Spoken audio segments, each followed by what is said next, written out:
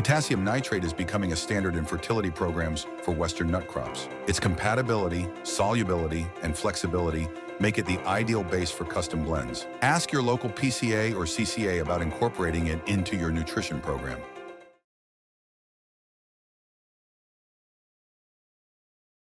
Hello, I'm Matthew Malcolm with Pacific Nut Producer Magazine, reporting to you here today from the Almond Alliance convention this year in beautiful San Diego. I'm here with Matt Woolf from Terrain Ag, who's one of the featured speakers. Gave a great economic outlook, I think, for the industry. Terrain Ag is part of the farm credit system. A lot of great insights that you shared today. We're facing a lot of challenges, and you talked about four particularly of the most significant challenges of the almond industry looking to the future, but also some opportunities, like a silver lining for each one of those. Exactly. That if we could seize the day. Tell us how it's done. Yeah, so those four risks, and I don't mean for it to be all-inclusive, there are definitely a lot of other risks to consider, but the four I consider in this presentation are tariffs. The second is California's regulatory environment. That's more of a slow-moving risk that we hear from growers all the time. We heard it on panels today. The third one is water availability. Everyone's very aware of that one. And then the fourth one is demographic risk, which is something where I think we have a high degree of knowledge about. I mean, we have a lot of data out there and projections where we can understand it, but we tend to not think about it as much, I think, in agriculture because it's kind of a slow-moving risk as well. And so those are the four I talk about. Again, I think every risk you have to think it comes with an opportunity on the other side of that coin, So with tariffs, I think there's, the opportunity to think about markets that are completely new to us. So that's something to consider on the regulatory side. A lot of markets like Europe, regulations are something they care about from a food safety point of view. I talked about pistachios kind of taking advantage of that in the 90s. So that's an opportunity there. On the water availability side, that's a tough one. But I think there's the opportunity to really understand what's going on in your area and understand other adjacent areas in terms of opportunity to make your business more secure from a water perspective. And then the fourth one is the global demographics piece, right? Which again is probably lowest on the awareness point of view. But I think the opportunity there is really to think about new markets that we tend to not think about that have a really positive demographic story. So younger populations or populations that are expected to grow more into the future. And then also populations that have a positive income story. So the World Bank classifies a bunch of different countries by their income. And so I kind of use that as a way to think about the question. Yeah, talking a little more about those challenges too, specifically, when you mentioned demographics. I don't know where you got that information or how we are able to project, the global population well into the future, but you're saying that for the first time in history that we know of, the world population is going to level off. And you had a really nice graphic you shared today about how that might impact some of our tree nut commodities, for example. Right. Most people go to the UN for that information. The UN has a lot of different projections out there as far as where global population is going, and you can see it at the country level. We do it at the continent level. At Terrain, we did our own analysis to understand where population dynamics are going. And according to our numbers, we're going to peak sometime this century, around a little above 9 billion in 2065. And so it's important to think about what that means for ag trade going forward, of course, because, again, we hear all the time this concept of feed the world that I think has been really important to the narrative in agriculture and how we think of ourselves. What does it mean when the world population is shrinking? And on one of those charts, I had a lot of our trade partners, showing that a lot of our trade partners are already in decline. Think China, think Europe, think Japan, South Korea. And so there's a way to think about where that's going. What does it mean? And I think the opportunity is, again, focusing on those markets that have a positive demographic story and a positive income story, and then also continuing to innovate. Don't take the domestic market for granted, for instance. Yeah, you mentioned in tree nuts with an aging population across the world, you said that actually suits really well because older folks tend to eat more nuts, right? Right.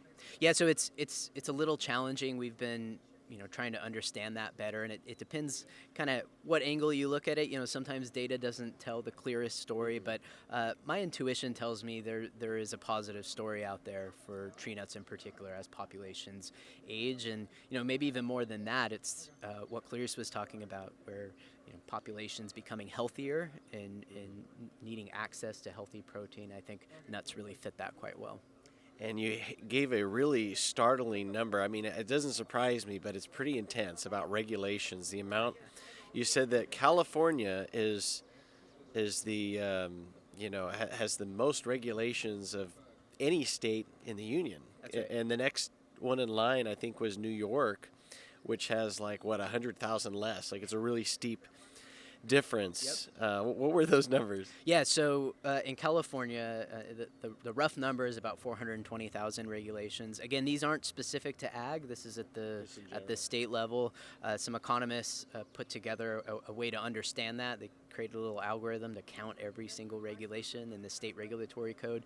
So it's about 420,000 regulations in California.